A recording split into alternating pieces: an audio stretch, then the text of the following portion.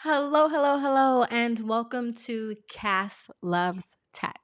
If this is your first time here, welcome. I am so happy to have you, and you could not have picked a better time to join us. If you are one of my loyal subscribers or you have subscribed during my hiatus period, thank you so much for your loyalty and your commitment. And I apologize for my hiatus. Between the holidays and the influx of business, I have been hard at work and just kind of figuring out a way to come back to the channel with a fresh perspective to help you streamline your law firm's workflows and get more done with less effort.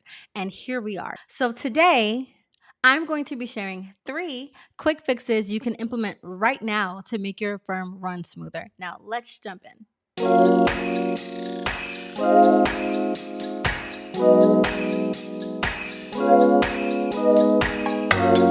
All right, we're jumping into fix number 1. So, how many times have you had a great consultation, but then crickets? No follow up, no next steps, just lost potential revenue. A simple automation can fix this. If you're using Lawcus, Clio, or even HubSpot, you can create a rule that sends a follow-up email or text automatically after a consultation.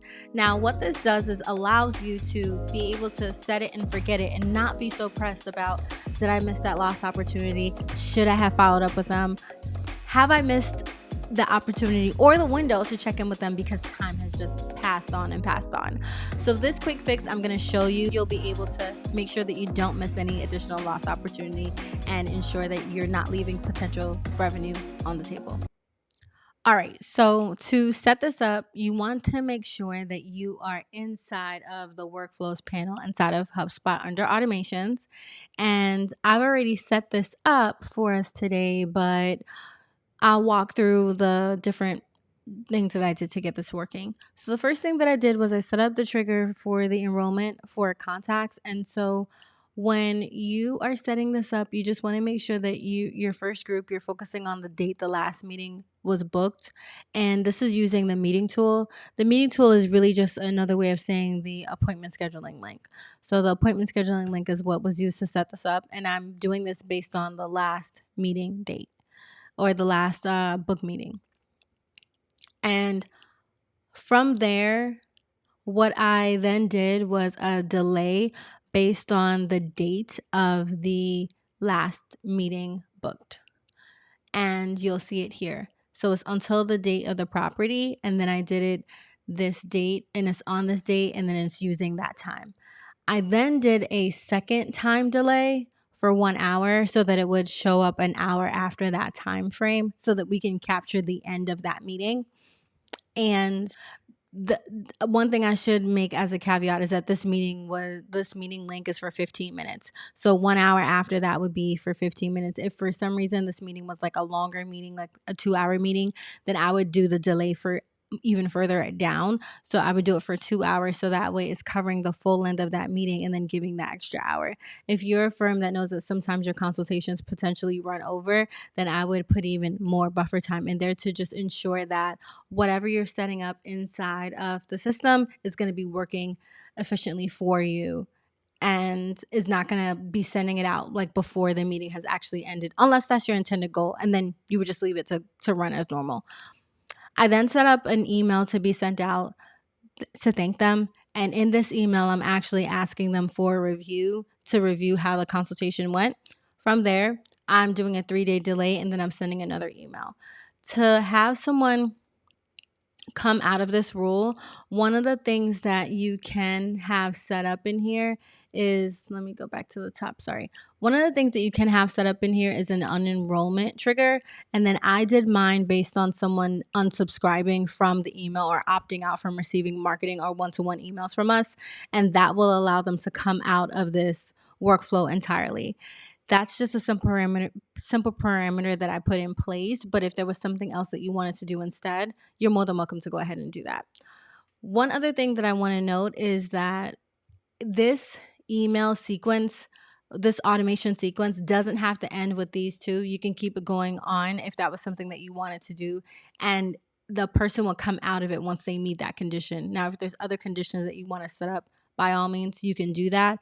This is just a simple way to get us moving into kind of having anyone that has reached out to your firm to not be left on the sidelines, and which will actually allow your firm to be kept top of mind without actually having to lift a finger. Easy, right? I know. Okay, so fix number 2 is actually focusing on one of my favorite areas, which is organizing client intake. Messy intake is one of the biggest workflow killers. If you don't have a structured way to track leads, you're probably losing potential clients. A quick fix? Of course. Use your case management system to create an intake pipeline with clear stages. These could be things like inquiry received, consultation scheduled, follow-up needed, and even retainer signed. Now, every lead has a clear status, and you'll never have to dig through emails to see who needs a follow-up. But as you know, I wouldn't be me if I just left you there and didn't show you how that would look in action. So I'm going to take us right into Lawcus, where I can show you a quick run through of these milestones for case management, and this would actually be for leads. Let's check it out. All right, so if you are a new user to Lawcus, then this may be something that you haven't seen before, but for all of my veterans, this is something that you probably have used time and time again already. So the stages that we talked about, right? Inquiry received, consultation scheduled, follow-up needed, retainer signed. So we want to go ahead and make sure that we set those things up in here, and we could do that relatively easy. Now, what you might see here is that there's something kind of already along those lines, but we want to make sure that we switch it up a bit. So I'm going to leave everything that's there, and I'm just going to start some new ones so that anyone who is not familiar with doing this has the basis down of how to be able to add leads inside of Lawcus. So I jumped the gun and I actually didn't walk us through that, so I'm going to do that now. When you're inside of Lawcus, you want to make sure that you go to the lead section, which is right here. Once you're in leads, you'll then go ahead and then add in whatever milestones or pipeline stages that you want to make it easy for you to be able to keep track of your different leads. First one that we're going to set up is inquiry received. The next one that we'll set up, and it's already queued up for us here so we can just start typing, is going to be consultation scheduled. Next one is going to be follow-up needed. And lastly, we're going to have retainer signed. Now, for the clients that I work with, we usually take it a step further and we have a couple of stages in between. So after a follow-up needed, we usually have another stage that focuses on time to send or ready for next steps to be able to send out that retainer agreement and that invoice to the client. And then once they sign, there's a workflow that runs behind the scenes to be able to move them to the retainer sign stage and actually focuses on moving them into a matter converted and then begin working on that. So that's something slightly different, but if you're new to Lawcus or you're just wanting to make sure that you just have something set up, I think this is a great starting point to be able to make sure that you're able to keep track of your leads and not leaving any dollars on the table and making sure that you're checking in with your leads periodically. All right, so jumping into our last quick fix here, and that's going to be set up task templates for repetitive processes. Recreating the same checklist over and over again for every new case, no need. There's really absolutely no need to do that. Most case management systems let you create task templates for common workflows. For example, let's say you handle an estate planning case, and instead of manually listing the same tasks for every new case, you create a pre-built checklist that auto-populates every time you open a new matter. This actually keeps your team on track and ensures nothing falls through the cracks. Now, I showed you Lawcus, I showed you HubSpot. I'm going to show you another tool that you can use that will allow you to do this relatively simple. And actually, this system, I haven't shown you any videos on this in this channel before, so this is a debut for us, but I've been using the system for a while now because some of my clients actually use it, but I'll walk you through it right now, and that's actually going to be my case. All right, so here we are inside of my case, and To set us up for this, we can actually go to all settings. And inside of all settings, we'll see that there are some options here on the left-hand side. Workflows is one of the options that you want to make sure that you click on. So you'll click on workflows. And if you were setting this up for yourself, you would just go ahead and do add new workflow. And then you would put a workflow name and then add a trigger date for label 1. Now, I've already gone ahead and set this up to just walk through with you guys. So what you'll notice is that I did new matter estate planning. When you click on new matter estate planning, you'll see that the trigger date is the onboarding date.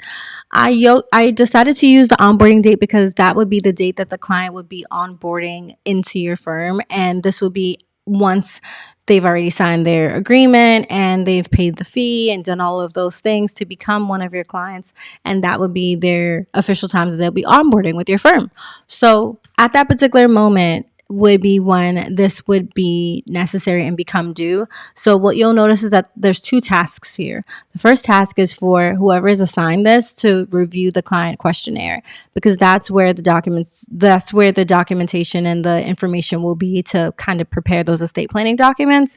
But then you'll notice that there is another task here to prepare the estate planning documents. Now, to prepare the estate planning documents, you'll notice that there's a checklist here. So with this checklist, it has draft the last will and testament, draft the power of attorney, draft the living will and healthcare surrogate, and draft a revocable trust as options here. Now, at this particular point, you could also then say that another one that you would potentially possibly want to add to this is for the next person that is necessary to review this is to have them actually review it. So when the task is completed, you can then set up another task to then have whoever is the responsible person within the firm to go ahead and review those estate planning documents. And that would be something that you can add here as well. Now, one other thing that you'll notice is that I went ahead and I added a document so that you can see that templates are a part of this as well. I just wanted to make sure that I showed you that you do have the option to add a template. The template is beneficial because the person who is responsible for taking care of doing the first round of drafting, whether it's a paralegal, a legal assistant, or someone else within your firm, they'll have access to the template to just be able to use that as a guide. And then by reviewing the questionnaire, they can make whatever modifications that they want to. I chose to just add in the last will and testament, but you're more than welcome to add in as many of those other templates that you have, so that way it would speed up time and be more efficient for the firm to be able to handle cases for the clients. All right, so there you have it. 3 quick but powerful fixes to help your firm run more smoothly and to ensure that you're able to start using some of these things today. So out of the 3 fixes that I shared with you, which one are you going to try out today? Drop a comment below and let me know. If you're not subscribed yet, hit that button and turn on notifications. And if you need one-on-one help setting up your workflows, check the link in the description to book a consultation with me. See you in the next video, and until then, continue thriving with your systems.